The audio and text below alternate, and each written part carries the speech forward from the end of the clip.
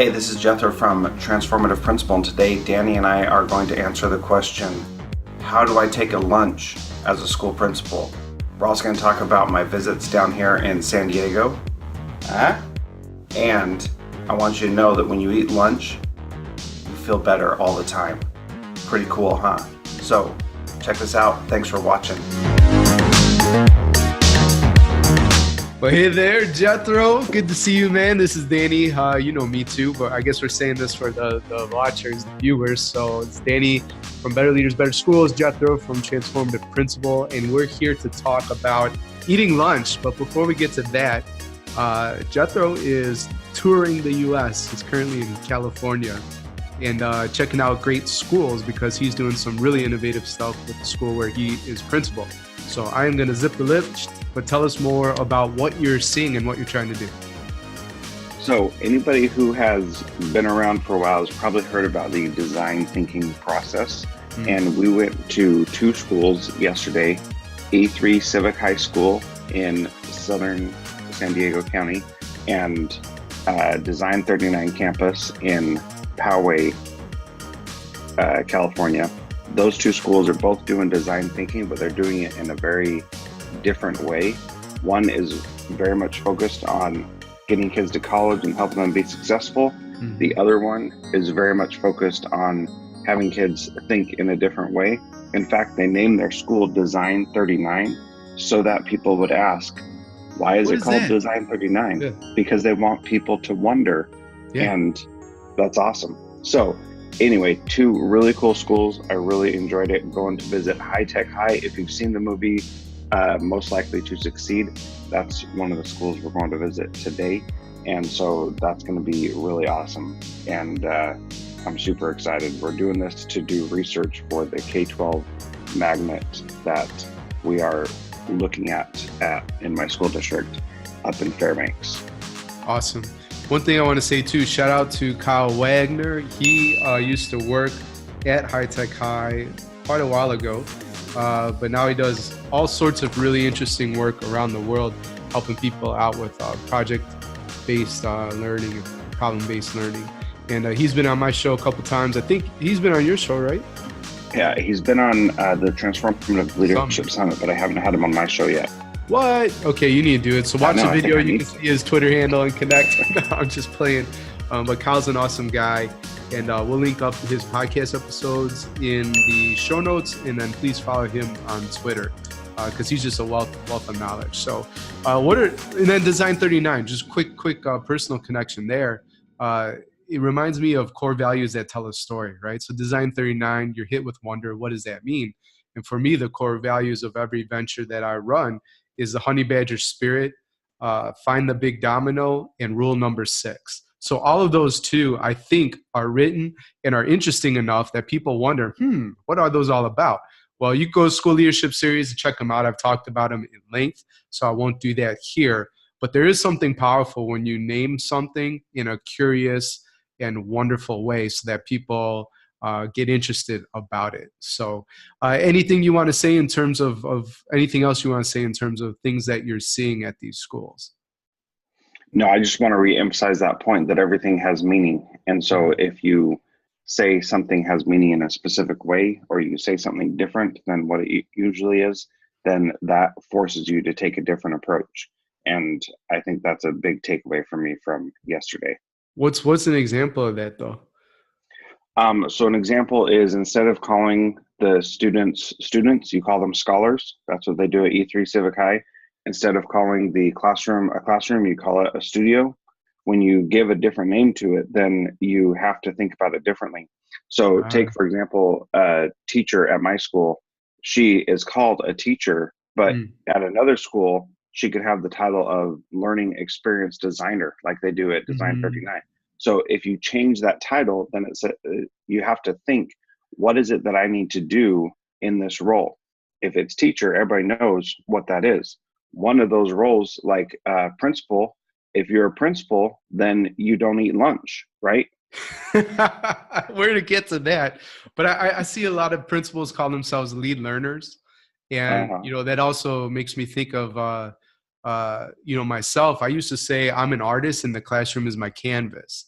And if I'm an artist as opposed to a teacher, how I present the material, the learning experiences I do design, that's going to look a whole lot different than a quote unquote traditional classroom. So you better believe there wasn't a lot of sit and get and me lecturing as an artist. How boring would that be? Artists, they get things dirty. They break things. You know, there's paint everywhere and all that kind of stuff. And so in some ways, the classroom seemed very chaotic at times, but it was controlled and it was fun. And that's why kids today still write to me or connect with me on social media. We have great relationships. Is because I tried to bring that artist mentality to the classroom. So we're talking about lunch now, though. and we're in a great Facebook group. Y'all should check it out. Principals, tons of people in there. And it's nice because there's a lot of people that ask for questions and resources, a lot of sharing there. Sharing is caring. My only critique, and it has nothing to do with principals, but with social media, you could only go so far into depth, right? And so somebody says today about a question about lunch or whatever, and that's not necessarily a deep question, but you're going to get some answers, and there you go. But if you consider joining a mastermind, one that Jethro runs or one that I run, you can go so much deeper in terms of the struggles and challenges that you have. Because Jethro and I both help the school leaders we coach to find solutions to their greatest challenges, right? And that's what it's all about. So starting these social media groups, you should find your tribe for sure. But then consider, do you want to take the next step and go a little bit deeper? So Jethro, where can people find more information about your mastermind? Just go to transformativeprincipal.org/mastermind. Yep. And for me, betterleadersbetterschools.com/MM. So now to the question. We had an AP who was at a smaller school, 415, and she moved from there to the principal. She doesn't have an assistant principal now. And she says, I am really struggling 4 weeks into the school year, figuring out how and when to eat lunch. So basically, she doesn't eat lunch every single day. Now, again, smaller school, no administrative support. But I've heard the same thing at schools with thousands of students with a whole like football team of administrative support. All right. So I've heard it both ways. People with a lot of help, people where literally they're the only administrator in the building. But Jethro, how are you going to answer this question? Where do you find? You're a current practitioner. Me, it's easy. I shut the laptop, I go eat, right? Well, what about you, still in the field? How do you find time for lunch? Well, this is an important thing, and it's something that I fell into that trap my first couple of years as a principal as well.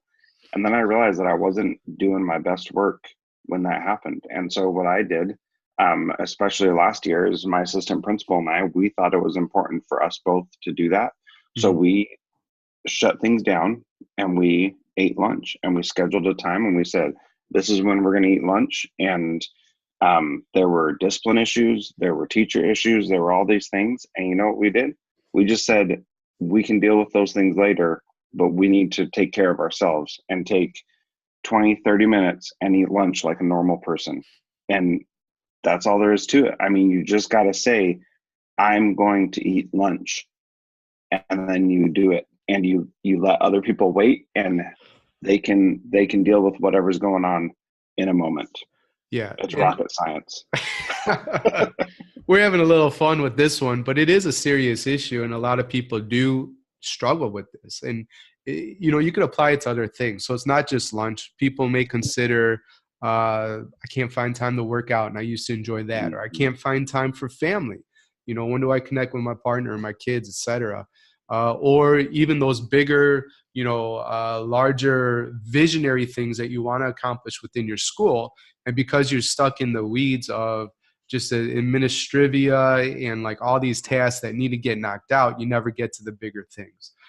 To me, this all goes back to a lack of priorities, right? And if you really care, you need to take care of yourself, like you just do. So with eating, working out, connecting with your loved ones, it's a priority. And the way it works in Danny Sunshine Bauer's world is it goes on the calendar. And if it's on the calendar, that's protected time. And I do those things. That's how I help stay productive. Of course, there's interruptions within the day, and stuff is always going to happen. but you also can schedule in what you call white space or interruption space or whatever, so that there is flexible, movable pieces and time blocks within your calendar. But again, it's a lack of priority. Sometimes it's an ego thing too. Like, hey, look, I'm the boss. I am so important, to the building, to the world. Like, the world would stop revolving around the sun if I paused for 30 seconds or whatever, 15 minutes, and ate lunch. And so believe me, if you're not eating lunch and whatever task you find yourself doing, do you think that you couldn't get to that just 15, 30 minutes, even an hour later? Like, come on, this is crazy. Plus, look for really great opportunities to connect. Your staff is probably having lunch at that time. The students are as well. Why not just sit down and eat with them, And it would be amazing if you asked for help, what would happen? With some custodians, with some of the cafeteria staff, with parent volunteers, business owners, who knows, folks connected to the church. If one of the things that I'm guessing is happening is that this principal is monitoring student behavior at the same time too, and feels like she can't drop everything to eat. So I think that there's some creative ways to probably address some of the fears and challenges that she faces, but schedule it, prioritize it, get an ego check, and take care of yourself and literally just eat. This, like Jethro said, this is not rocket science. I don't want to beat this topic to the ground. It seems, so simple to me, but is there anything else that we didn't discuss that you think we should add, Jethro? Well, really, Danny, it's a mindset issue, right? Because it's not just about we can all put stuff on our calendar. We can all believe that it's important to eat, but then in the heat of the moment, you just forget about it and you don't do it. And so you really, in so many different areas, you and I, over and over again, we talk about how important it is to get focused and do the things that are actually important. And that's what you got to do. And so if it's important for you to eat lunch, then you need to stop and eat lunch. If it's not important, then you know what? I guess you don't really need to, but you're going to be damaging yourself long-term by not taking care of yourself. And so that's something that you got to do. Exactly. I think the last thing I want to add is just go to betterleadersbetterschools.com/live at your best. I think that's the right URL. I'll link up the right URL in the show notes. But I have a 20-minute training video that talks about the consequences if you don't take care of yourself, right?